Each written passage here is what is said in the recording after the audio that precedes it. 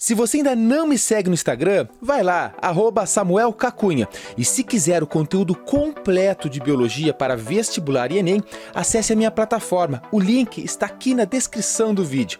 Uma boa aula! Fala pessoal, tudo certinho? Bem-vindos a mais uma videoaula e hoje vamos falar da função de todas as organelas e estruturas citoplasmáticas. Então, por mais que seja uma aula resumo, porque ela é mais rápida, ela ainda continua sendo uma aula bastante completa. Então você reparou que eu fiquei abaixado aqui naqueles segundos iniciais para você dar aquela pausa no vídeo e copiar tudo. Agora você só vai copiando o que é extra, o que eu falar além do que está no quadro, obviamente. Antes da aula, olha essa imagem. Pessoal, essa é uma célula. Repara aí, dá uma olhada nas organelas, como elas são, onde elas estão. E lembre-se que vocês têm aproximadamente 20, 30, 40 trilhões de células no teu corpo. Aliás, todos os seres vivos são constituídos de pelo menos uma célula. Os organismos que têm uma célula são organismos unicelulares. Os outros organismos, que são constituídos por mais de uma célula, são os organismos multicelulares ou pluricelulares, como é o nosso caso. Lembre-se também que existem dois tipos de célula. A célula procariótica, que é uma célula mais simples, sem compartimentação, sem organela, só tem o ribossoma ali e tal. E tem a célula eucariótica, a que os organismos mais complexos possuem, inclusive nós, que é uma célula cheia de compartimentações, cheia de organelas, muito maior e muito mais complexa. Agora perceba, pessoal, que a complexidade de uma célula eucariótica, a gente está estudando aqui estruturas das células eucarióticas, muito embora os ribossomos ocorram em células procarióticas. Mas aqui então, se a gente está falando de todas as organelas, temos que mentalizar uma célula eucariótica. Então perceba que a complexidade destas células, ela se dá também pela a divisão do trabalho que tem dentro delas. Perceba que é uma coisa muito organizada, é como se fosse uma cidade inteira, onde tem lá o correio, onde tem a organização, né, a prefeitura, tem todos os setores e cada um trabalhando direitinho. E a gente estuda aqui normalmente, a função isso faz isso, isso faz isso, isso faz isso, só que todas elas têm uma certa ligação. Se uma destas organelas não está funcionando bem, a célula não estará funcionando bem também. Por isso que tudo tem que estar funcionando direitinho, tranquilinho, e vamos falar sobre tudo isso agora. Primeiro são os ribossomos. Os ribossomos, como eu disse para vocês, tem tanto nas células eucarióticas quanto nas células procarióticas. E a função deles é básica, linda e até charmosa. É a produção, ou em outras palavras, a síntese de proteínas. Lembre-se que os nossos genes, os genes dos seres vivos, eles guardam informação para que a célula produza uma proteína. Aí tem todos os RNAs lá e tal, que a gente estuda isso em síntese de proteínas. Quando chega lá no finalzinho, para montar mesmo de fato a proteína, estão os ribossomos. Os ribossomos, então isso tem que anotar, é função vital aí para você saber, para um vestibular, para um Enem. Ribossomos é síntese de proteína. Depois tem dois retículos endoplasmáticos. É o retículo endoplasmático rugoso ou granuloso, que é conhecido também por RER, né? Retículo endoplasmático rugoso. Esse aqui, perceba, ele é rugoso justamente porque ele tem ribossomos aderidos na sua parede. E se ele tem ribossomos aderidos na sua parede, a função dele também é sintetizar proteínas. Mas a diferença é que as proteínas que são sintetizadas no retículo endoplasmático rugoso não ficam na célula. Elas saem por secreções, então elas são mandadas para fora, elas são eliminadas não, são literalmente mandadas para fora, porque às vezes, tu tem que produzir uma enzima, que ela vai atuar em outro lugar. Bom, ela é produzida dentro de uma célula, ela sai da célula e vai para outro órgão atuar, ok? Então, elas fazem também, aqui no retículo endoplasmático, é produzido as enzimas digestivas que vão atuar dentro dos lisossomos. Aí nesse caso elas não saem da célula, tá? Tudo na biologia tem exceção. Mas então ou as proteínas saem da célula e vão atuar em diversos locais do nosso corpo, ou essas proteínas elas vão ser mandadas para dentro dos lisossomos. Os lisossomos que são organelas, que eu vou falar logo aqui para vocês que fazem digestão celular, mas eu vou falar sobre isso. Beleza, então retículo endoplasmático rugoso, síntese de proteína, essa aqui é a principal, tá? Síntese de proteína que é para fora da célula. Depois tem o retículo endoplasmático liso. Perceba, ele é liso ou não granuloso. Por que ele é liso? Porque ele não tem os ribossomos aderidos na sua parede. E se ele não tem ribossomos aderidos na parede, esse aqui não faz síntese de proteína. Mas eles fazem síntese de lipídios, de gorduras. Inclusive os hormônios que têm características lipídicas, eles são formados por essa linda organela. É muito importante saber que, além de síntese de lipídios, o retículo endoplasmático liso também faz a desintoxicação. Tanto é que as pessoas que bebem muito ao álcool, né, bebem muito álcool, acaba desencadeando muito, as células do fígado delas formam muito retículo endoplasmático liso, porque 75% do álcool, o álcool é um veneno, quando está no nosso corpo não faz bem, está lá, tem que ser quebrado, tem que ser metabolizado. Então, a pessoa que bebe muito álcool acaba produzindo muito retículo endoplasmático liso. E as células do fígado dessa pessoa, então, ficam cheinhas dessa organela. E aí consegue metabolizar com maior eficiência. Aí tem gente que fala, professor, então quer dizer que uma pessoa, quanto mais bebe, menos bêbado fica? Em suma, é isso. Mas agora, olha o problema. Beber com excesso é gravíssimo, porque o fígado, claro, o fígado é um grande órgão que tem uma grande capacidade de regeneração, ainda bem, mas se você ficar bebendo muito, por mais que você acabe produzindo muito retículo endoplasmático liso para desintoxicar daquele álcool, vai judiando do fígado, vai judiando. E a longo prazo pode causar cirrose, pode causar doenças gravíssimas aí do fígado. Então, se for beber, for maior de 18 anos, né, não é bebê de criança, se for beber, e claro, sendo maior de 18 anos, porque menor nem pode, beba com moderação. Beleza? Então aqui está. Depois vem os lisossomos. Gente, os lisossomos são organelas que dentro dele tem enzimas digestivas. Onde é que é formada essas enzimas digestivas? Aqui, como eu falei para vocês. E aqui, gente, então nos lisossomos, olha só, quem sabe faz ao vivo, né, gente? Aqui faltou isso aqui, olha. Quem sabe faz ao vivo. Então, se tem enzimas digestivas, a função do lisossomo é a digestão celular. Qualquer coisa que tem dentro da tua célula que não serve mais, ela passa por uma digestão. Então ela entra, essa organela recebe, engloba isso, faz a digestão e depois manda para fora ou reutiliza, se for o caso, do que estiver digerindo. Então é muito importante você saber. Tem todo um mecanismo de digestão fantástico. A gente teria que estudar especificamente numa aula falando apenas de lisossomos e digestão. Mas por uma prova sabendo digestão celular já está tranquilo. Depois vem o núcleo.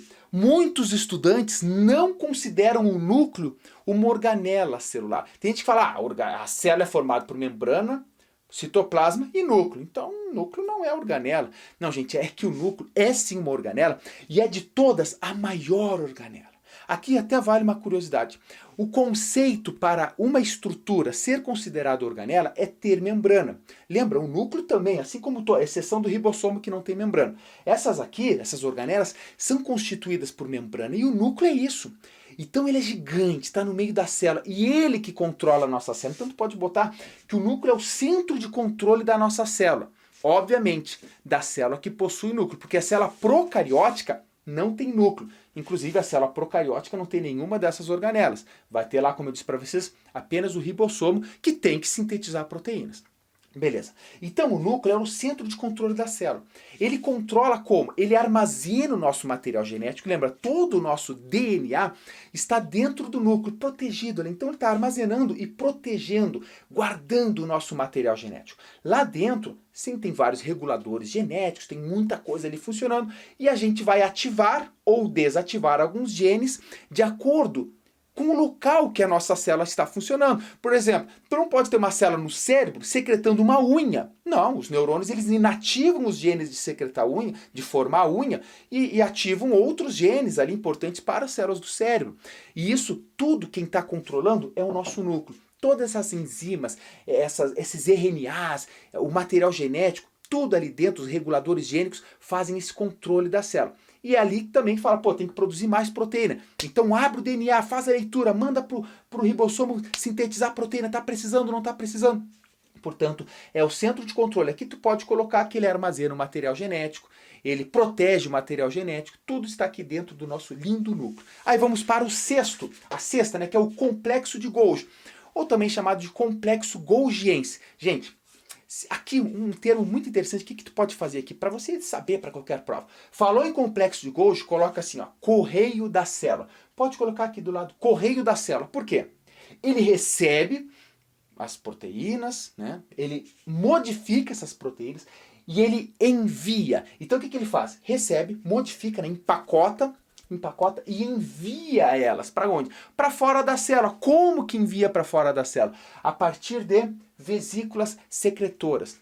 Então, literalmente, ele recebeu, ele modificou, ele empacotou e enviou. Essa aí vai sair para fora da célula, as secreções. Então olha lá que interessante. O que é produzido, por exemplo, no retículo plasmático rugoso, é uma proteína, uma secreção, tem que sair para fora, vai passar antes aqui pelo complexo de Golgi, ele vai pegar, opa, peguemos, modificamos, né, amadurecemos, deixamos bonitinho, empacotamos e vamos enviar essas secreções para fora da célula. Mas não sai sempre, a secreção tudo boiando. Não, tem que estar num pacote. Esse pacote é essa vesícula. A vesícula ela se funde na membrana plasmática e manda para fora da célula essas secreções. Tá? Então é muito importante que você coloque aí, que você está dando alergia logo agora, só que falta. Não, vamos lá. Então coloca aí, o complexo de Golgi tem um papel como se fosse, não vai colocar o correio, não sei o que, não. É como se fosse um correio, né? Ou, em outras palavras, o correio da célula. Mas a gente coloca essas funções. Também tem outras funções, como formar os lisossomos. Ah, professor, então sim, claro, pessoal. Os lisossomos eles têm que ser formados. Os lisossomos são formados no complexo de Golgi com as enzimas produzidas aqui no retículo plasmático rugoso. Só que nesse caso ela vai ficar no citoplasma para fazer digestão celular ali. Beleza? Olha que coisa linda, né? E também o complexo de Golgi ele é responsável por formar o acrossoma. Nos espermatozoides tem uma vesícula lá em cima, na cabeça do espermatozoide, com enzimas digestivas também. O espermatozoide, quando encontra o óvulo, o ovócito de classe 2, na verdade, lá na fecundação, ele libera essa enzima e ela dá aquela corroída em todo o envoltório que está naquele ovócito. Para quê? Para um espermatozoide conseguir penetrar e dar a fecundação. Então são vários espermatozoides liberando essas enzimas digestivas para apenas um conseguir entrar e aí ser feliz ali na fecundação. Então esse acrossoma, quem é que forma? Também complexo de Golgi. Tranquilo? Depois tem o peroxissomo. O peroxissomo é uma organela minúscula, muito pequena mesmo. E a grande importância, o que mais cai no vestibular, é você colocar isso aqui, ó, quebra da H2O2. O que é isso? Água oxigenada, por isso que tem o oxigênio a mais. Gente, a água oxigenada é extremamente tóxica para as nossas células. Então, no momento que chegou, que a gente produziu uma água oxigenada ali, a gente tem que literalmente quebrá-la rapidamente. E quem faz isso é o complexo de Golgi. Volta, é o peroxissomo. Então, o peroxissomo, ele tem essa enzima dentro dela chamada de catalase. É a catalase que consegue fazer a quebra da água oxigenada. Tranquilo?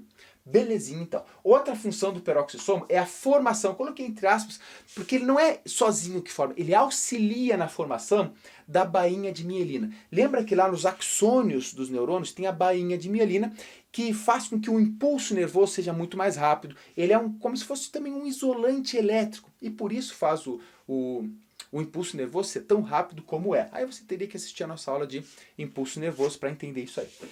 É muito importante, isso aqui é um grande conselho, sabe que o professor Samuel adora filme, adora série, até um videogame aqui. Quando dá tempinho eu estou jogando ali.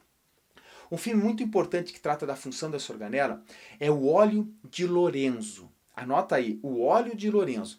O filme ele é de 1990, mais ou menos, e ele trata de uma condição de uma criança que tem problema no peroxissomo. E, consequentemente, ele não forma muito bem essa bainha de mielina. E aí que a gente assista esse filme, que ele trabalha um pouco da medicina, quem gosta de medicina principalmente vai adorar esse filme também, a parte de bioquímica e tem todo aquele drama envolvente, é um filme bem interessante, né? Então, fala sobre peroxissomo.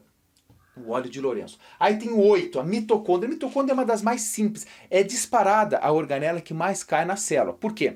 A gente estuda... Na célula não, né? Que mais cai nos vestibulares. Neném, eu tô com a cabeça no óleo de Lorenzo agora aqui. Então a mitocôndria, ela, além de... A gente fala respiração celular. Gente, é tão importante a respiração celular que nós temos aulas específicas e aprofundadas para estudar somente a respiração celular. O que é a respiração celular? A mitocôndria, que está lá dentro da nossa célula, ela recebe o oxigênio que a gente botou para dentro, chegou na nossa célula, entrou, foi lá dentro da mitocôndria, lá na última etapa, e esse oxigênio faz com que a mitocôndria comece a fazer a respiração celular e produzir o quê? Muito ATP, adenosina trifosfato. Adenosina trifosfato, que é a moeda energética da nossa célula. Então, para que a gente produza em abundância o ATP, nós somos obrigados a ativar nossas mitocôndrias, nossas centenas de milhares de mitocôndrias que a gente tem por células. Então, a gente está respirando justamente por isso. Claro que nós produzimos ATP também por fermentação. Só que a fermentação é horrível, a gente não consegue nada quase de ATP, bem pouquinho. A nossa principal fonte de energia é pela respiração celular feita pela mitocôndria. Vale lembrar. Então, professor, por que a gente faz fermentação? A fermentação lática, que é a que a gente faz, é um complemento. Enquanto que aqui a gente produz de saldo 30 e tantos ATPs por molécula de glicose, lá na fermentação de saldo são apenas 2. Então, nem compara a importância da mitocôndria estar lá recebendo seu oxigênio e fazendo a sua respiração celular. Depois tem o vacúolo. Por que eu coloquei células vegetais? Porque os vacúolos grandes, eles são específicos de células vegetais.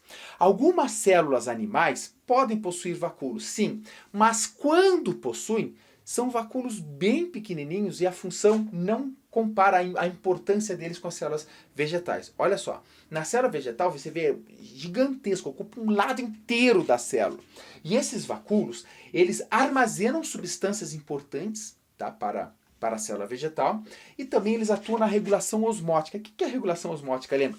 Entra água, sai água da célula. Bom, é uma regulação osmótica. Osmose é a água que passa, não é o soluto, é o solvente. O solvente é água. Então, por o vacúolo ser gigante, ter vários sais ali, ele consegue controlar e impedir que a água que a célula tanto perca muita água, como também receba muita água. Então ele está ali fazendo essa regulação osmótica, beleza? Aí tem os plastos. Eu coloco os plastos, tem professor que coloca direto cloroplasto. Pessoal, é que o cloroplasto é um tipo de plasto. O cloroplasto, você sabe que ele é verde, porque ele tem um pigmento chamado de clorofila. Portanto, o cloroplasto pode soar um pouco confuso. Ele é um tipo de plasto cromoplasto, porque o plasto cromoplasto possui pigmento e a clorofila possui pigmentos. Existe um outro tipo de plasto que é o leucoplasto. Esse não possui pigmentos e atua no armazenamento de substância, beleza? Agora volta aqui, se ficou confuso, volta um pouquinho aí, 30 segundos e pega aí eu falando de novo. Beleza, olha só, então, dentro dos plastos tem o cromoplasto, que esse tem pigmento, e o principal exemplo é o cloroplasto. O cloroplasto, ele tem uma função fantástica, fundamental para a vida na Terra. O cloroplasto faz a fotossíntese. Lembra da aula de cadeia alimentar? A planta é a produtora. Ela produz o seu próprio material orgânico porque ela faz a fotossíntese. A organela responsável pela fotossíntese é o cloroplasto. Por isso que a folha é verde. Então essa energia que ela tirou do sol e botou para o corpo dela, agora é passada adiante para os outros níveis para os outros seres vivos da cadeia alimentar. Perceba que se não tivesse o cloroplasto, essa energia não ia ser passada adiante e, consequentemente, ia acontecer a extinção aí de 99% das espécies. Só ia sobreviver talvez as quimiosintetizantes, né? Mas então olha que importante. Falou em plasto, lembra do cloroplasto, que é a mais importante aí e que faz a fotossíntese. Aí tem o citoesqueleto. Gente, o citoesqueleto não é a organela também, é uma estrutura da célula. E ele atua, tem 3 tipos. Primeiro, microtúbulos, filamentos intermediários e microfilamentos. São os 3 tipos de citoesqueleto que tem. A função deles, a função geral, é dar sustentação para a célula. Imagina, tá lá o citoesqueleto, ele sustenta a célula, ele pode fazer formações específicas na célula, como é o caso das microvilosidades, que faz, né, sabe as células do nosso intestino delgado? Tem microvilosidades. Quem faz essas formações são os citoesqueletos também. E eles atuam nos movimentos celulares. Tem um movimento muito importante que acontece na célula vegetal, onde os cloroplastos eles ficam girando na célula. Esse movimento é chamado de ciclose e é feito também pelo citoesqueleto. Então, associou movimento celular, pode pôr citoesqueleto. Falou também de sustentação da célula, de formação da célula, de algumas estruturas, de algumas formas das células, pode colocar também como citoesqueleto. Ok, pessoal? Nós temos que lembrar que a citologia, a gente estuda a membrana plasmática, a gente estuda o núcleo específico, a gente estuda a respiração específica, digestão celular, tudo específico. Mas você saber a função principal de cada uma das organelas ou estruturas da célula é fundamental. Lembre-se lá da teoria celular. Todos os seres vivos são constituídos por pelo menos uma célula. A célula, portanto, é a base da vida. Nós, ou uma bactéria, também temos células. A bactéria tem apenas uma. Os protozoários, apenas uma célula. Nós temos trilhões e trilhões de células. Isso basta para a gente sentar e fazer uma grande reflexão tomando aquele chimarrão bem amargo.